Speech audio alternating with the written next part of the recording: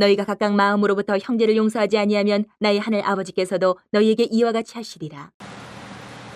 주님께서 가르쳐 주신 기도, 이 주기도 오늘 이렇게 한 구절 한 구절 성경을 중심으로 해서 나누고 있습니다. 오늘은 5번째 강구를 우리가 나누려고 합니다. 우리가 우리에게 잘못한 사람을 용서하여 준 것 같이 우리 죄를 용서하여 주시고, 이 고백이에요. 주기도는 전부 다 그렇지만 정말 익숙한 기도죠. 예배 드릴 때마다 우리가 함께 암송하는 기도인데 그냥 가벼운 게 아니에요. 날마다 암송한다고 해서. 이 기도는 우리 구원과 관계가 되고 또 우리 영혼과도 관계가 되고 우리 삶과도 관계가 되는 기도가 이 주기도. 하나님께 용서받은 사람, 오늘 이 부분, 우리가 읽은 이 부분은 하나님께 용서받은 사람이 어떻게 살아야 되는가를 묻는 기도이기도 하고 고백하는 기도이기도 해요. 이 부분. 우리가 우리에게 잘못한 사람을 용서하여 준 것 같이 우리 죄를 용서하여 주시고. 그래서 오늘 주님이 본문 말씀 다시 한 번 더 읽어드려요. 이렇게 말씀합니다. 너희가 각각 마음으로부터 형제를 용서하지 아니하면 나의 하늘 아버지께서도 너희에게 이와 같이 하시리라. 그냥 단순한 도덕적인 권면이 아니에요. 너희가 하면 나도 용서해주고 안 하면 나도 안 해줘. 기브앤테이크야. 이런 단순한 하나님 말씀이 아니다라는 거죠. 이 말씀, 오늘 본문 말씀은 용서받은 성도의 삶이 어떤지를 확실히 밝혀주는 말씀이에요. 오늘 이 본문 말씀. 용서받은 성도의 삶은 이렇게 살아야 돼. 이거 한번 볼게요. 먼저 우리는 하나님 앞에서 죄의 빚을 진 사람이 우리들이에요. 죄의 빚. 주기도문 우리가 몇 주 동안 계속 해왔지만 먼저 주기도문을 보면 우리가 어떤 자리에 있는지를 보게 해요. 너 지금 위치가 여기야, 여기. 이렇게 말씀해요. 우리는 하나님 앞에 스스로 의로운 사람 아닙니다. 하나님 앞에 뭐 당당하게 요구할 수 있는 자격, 그것도 가진 것이 없어요. 우리가 할 수 있는 건 딱 하나. 하나님 아버지, 불쌍히 여겨주십시오. 이거밖에 없어요. 긍휼을 구하는 그거밖에 우리는 없어요. 하나님이 우리를 불쌍히 여겨주셔서 긍휼하심을 베풀어 주셔야 그 다음 우리가 뭔가 살아날, 죄 용서를 받을 몸 건덕지가 생기는 거예요. 우리가 할 수 있는 건 그거밖에 없어요. 불쌍히 여겨주십시오. 성경은요, 죄를 단순한 실수, 우리 어떤 약점 이 정도로 보지 않아요. 죄는 하나님 앞에서 우리 인간이 반드시 갚아야 될 빚이에요. 반드시 갚아야 돼요. 우리 보세요. 하나님께 마땅히 드려야 될 어떤 사랑, 순종, 예배 제대로 드립니까? 아니요. 제대로 못 드려요. 하나님 정말 온전하게 사랑하십니까? 아니요. 오락가락해요. 이웃을 내 몸같이 사랑하십니까? 아니요. 그것도 장담 못해요. 그러니까 우리는 하나님 앞에 빚진 자일 수밖에 없는 거예요. 하나님이 주신 말씀, 그 율법대로 우리가 100% 다 행해야 하나님 앞에 빚이 없을 텐데 그렇게 안 돼요. 우리는 빚진 자예요. 하나님 앞에. 그런데 문제는, 더 큰 문제는 어디 있느냐 하면 그 빚을 내 힘으로 도무지 갚을 수가 없다. 빚을 많이 줘도 내 힘으로 열심히 해가지고 뭐 세상적인 노력을 해서 아니면 내 행위와 어떤 공로를 가지고 갚을 수 있으면 되겠는데 그게 안 된다. 더 많이 봉사하고 더 많이 헌금하고 더 오래 신앙생활 했다고 그 많은 죄값을 우리가 다 갚을 수 있느냐? 아니요. 그게 안 된다는 거예요. 다 갚지 못한다는 거예요. 마태복음 18장에 보면 비유가 하나 나와요.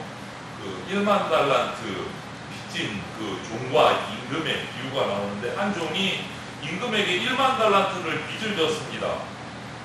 어마어마하게 큰 액수예요. 1만 달란트.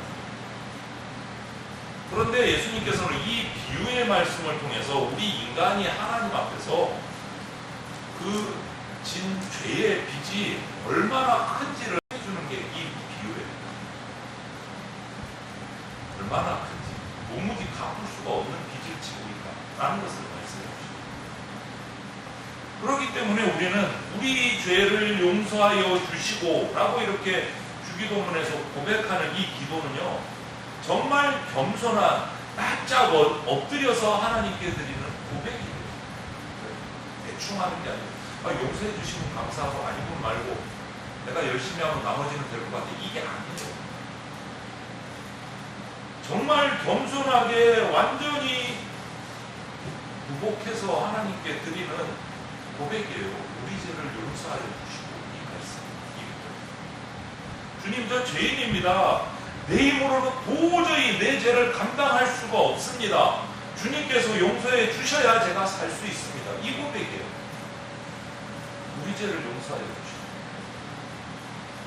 여러분, 진짜 제대로 된 참된 기도는 내 의를 완전히 내려놓고 포기하고 주님 앞에 엎드리는 데부터 진짜 기도가 시작해요.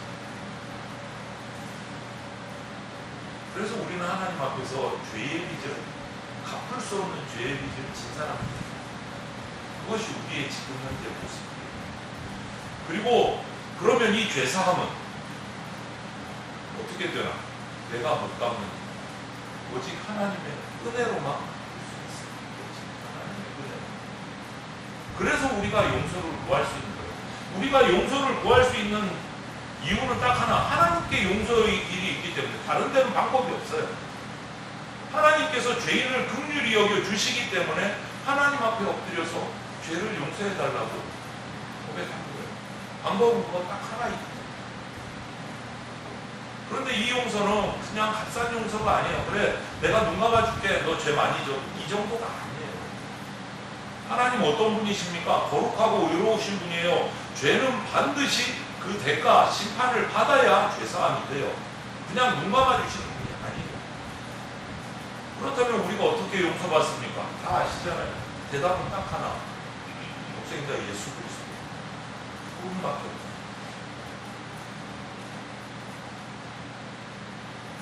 하나님께서는요, 우리에게 너희들이 열심히 해서 죄값 다 치르면 용서해 주겠다. 그렇게 말씀하시지 않아요. 너희들이 죄값을 다 치르면 용서해 주겠다 하셨다면 우리 가운데 아무도, 단 한 명도 구원받을 수 있는 사람이 없어요. 왜? 죄값을 우리 힘으로 치를 수 없기 때문에. 구원 못 받는 거예요. 죄인이 어떻게 구원받아요? 의인이 돼야 구원을 받죠. 그래서 하나님께서는 당신의 아들 예수 그리스도를 우리에게 보내주셨습니다. 그래서 십자가에서 우리 죄를 대신 다 짊어지고 죄의 문제를 다 치르셨어요. 죄값을. 우리가 도무지 갚을 수 없는 죄의 빚을 예수님께서 자신의 피로 갚아주십니다. 너무나 잘 아시는 말씀이죠. 그렇기 때문에 죄사함이라는 것은요, 우리 인간의 어떤 선행, 열심, 어떤 종교적인 막 공로, 여기서 나온 게 아닙니다. 죄사함은 100% 하나님의 긍휼로, 100% 예수 그리스도로 말미암은 십자가의 은혜로 주었습니다. 거기에 그 무엇도 끼어들 수 있는 어떤 것도 없어요. 그리고 이것을 우리는 딱 두 글자로 얘기해요. 뭐라고? 이것이 복음. 이게 복음. 우리는 죄인이지만 예수 그리스도 안에서 용서받을 수 있습니다. 복음입니다. 우리는 죄의 빚진 자였지만 예수님 십자가 안에서 그 죄의 빚을 다 탕감받을 수 있습니다. 이것이 복음.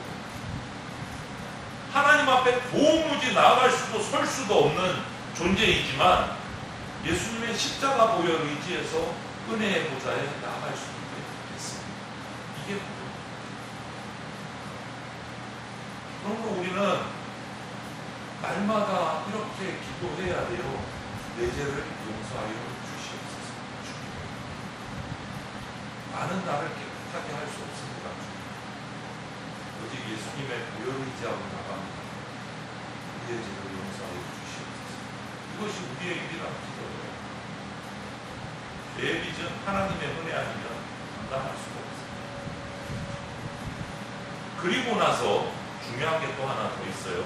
오늘 우리가 5번째 주기도문의 기도 중에 5번째 강구라고 했는데 좀 길잖아요. 그냥 우리 죄를 용서하여 주시고가 아니고 그 앞에 서두가 길게 붙었어요. 우리가 우리에게 잘못한 사람을 용서하여 준 것 같이 우리 죄를 용서하여 달라. 우리가 우리에게 잘못한 사람을 용서하여 준 것 같이. 이것을 우리가 잘못 이해를 하면 우리가 남을 용서해주면 내가 하나님께 용서받아 뭔가 공로주의가 될 수가 있어요. 잘못 이해하면. 그것 아닙니다. 오해하시면 안 돼요. 하나님의 용서는 100% 하나님의 은혜로 받습니다. 분명히 말씀하세요. 예수님, 하나님께 용서받은 사람은 용서의 사람으로 살아야 된다.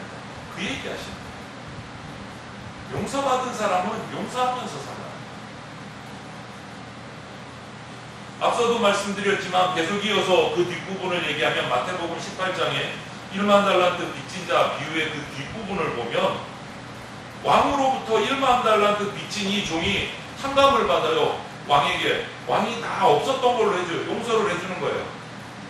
도무지 갚을 수 없으니까. 그런데 그렇게 용서받은 이 종이 궁 밖으로 나가서 자기에게 100데나리온을 빚진 동료를 만납니다.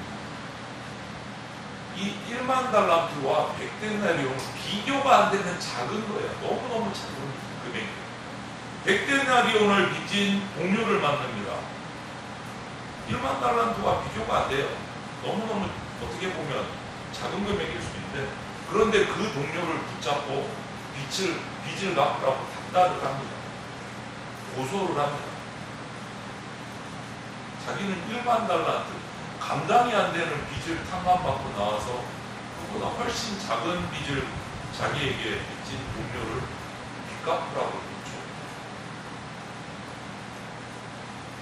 용서를 안 해줘요. 동료는 참아달라고 하는데 이 용서를 안 합니다.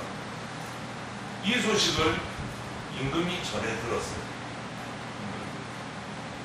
뭐라고 말합니까? 내가 너를 불쌍히 여긴 같이 너도 너의 동료를 불쌍히 여기는 것이 마땅하지 아니하다.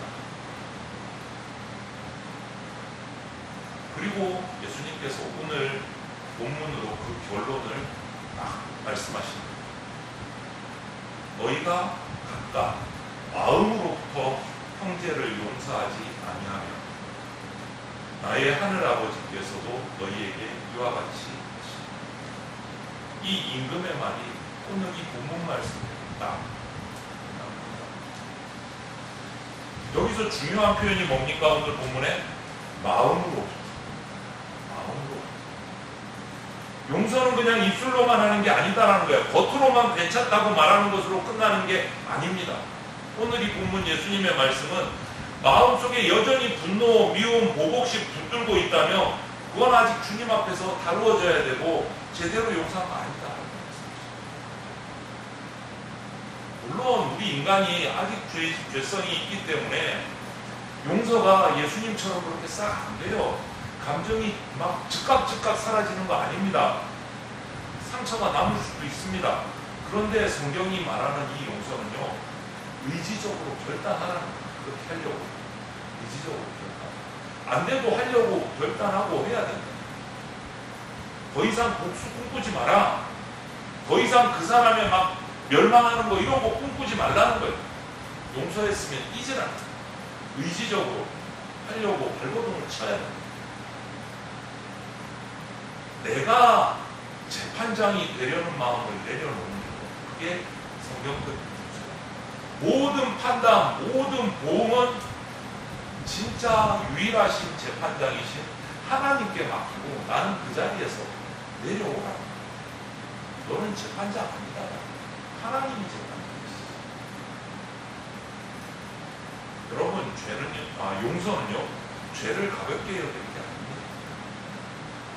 그냥 불의한 거 방치하고 모른 척하고 반복되는 어떤 폭력이나 학대를 그냥 무조건 모른 척하고 참아라. 그게 용서 아니에요.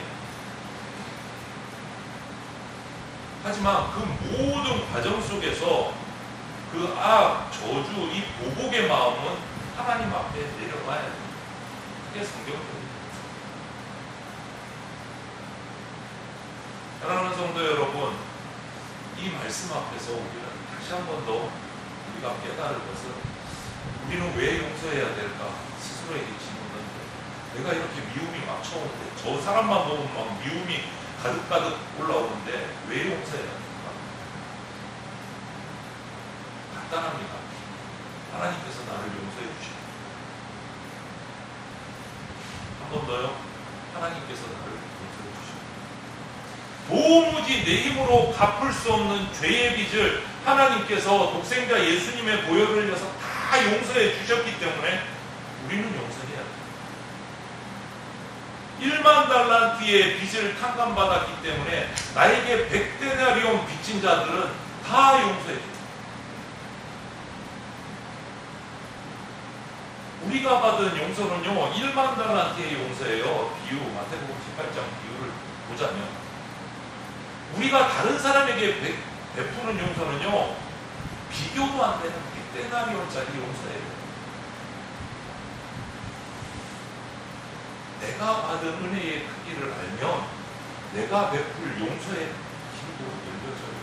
내가 하나님 앞에 얼마나 큰 용서를 받았는가를 깨달으면 내가 무엇을 용서해야 되는지 알게 됩니다. 그리고 이 용서는 내가 하나님의 진짜 자녀가 됐다라는 증거입니다. 표지. 하나님을 아버지라고 부르는 사람은요 하나님 아버지의 마음을 당연히 닮아가야죠. 그게 마땅한 거죠.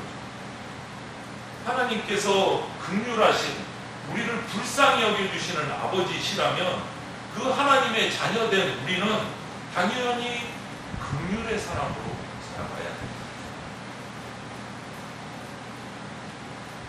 그리고 이 용서는요 주기도문을 진실하게 드리는 기입니다. 우리가 우리 죄를 용서하여 주시고 하고 기도할 때 그 속에는 동시에 어떤 의미가 담겨 있느냐 하면 나도 용서받은 사람답게 살아가겠습니다 라는 고백이 담겨져 있습니다.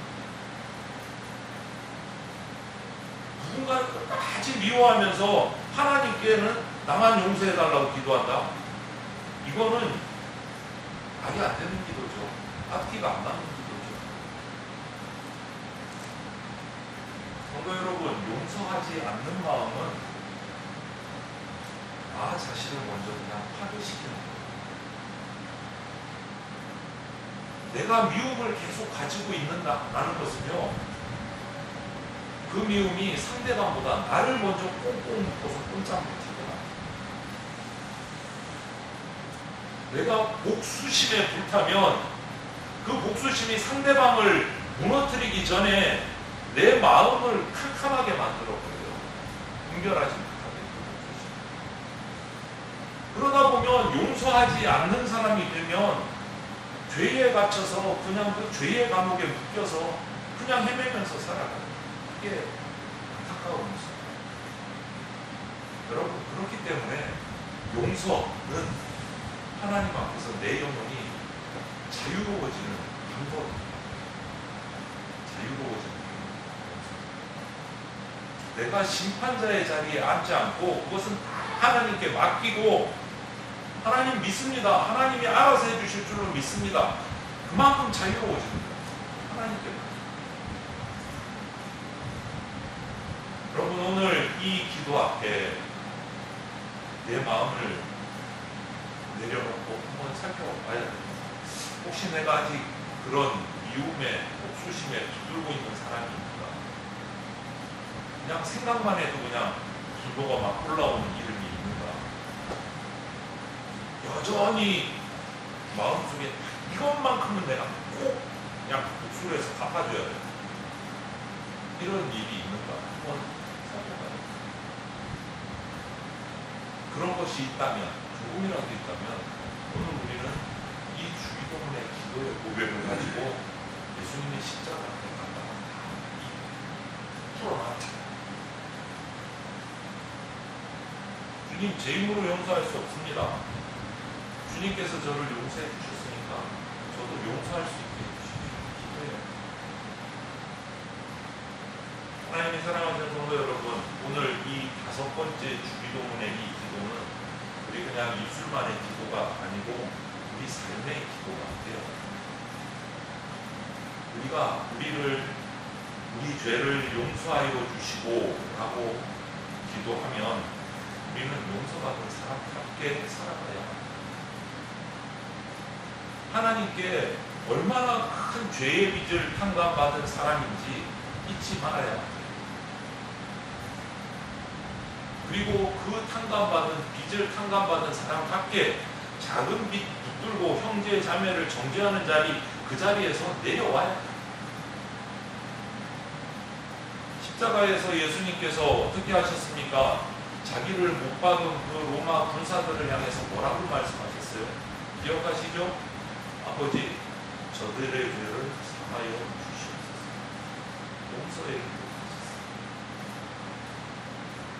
그 용서가 예수님의 그 기도로 십자가에 용서. 그 피가 우리를 살리셨어요. 그 은혜가 우리 죄를 다 사해 주시고 우리 가운데 임하셔서 우리가 살게 해주고 오늘 주님께서 우리에게 이런 마음을 허락해 주시기를 진심으로 소망합니다. 죄사함의 은혜가 저와 여러분의 영혼에 깊이 새겨지기를 간절히 소망합니다. 그 은혜가 우리 개인뿐만 아니고 우리 가정, 우리 교회, 또 우리 각자의 모든 관계 속에서 용서의 열매로 나타나기를 바랍니다. 저와 여러분이 오늘 이 주기도문을 드리면서 용서받은 자로서 용서하는 삶을 살아가는 그러한 주님의 은혜가 가득하시기를 주의 이름으로 축원을 드립니다. 아멘.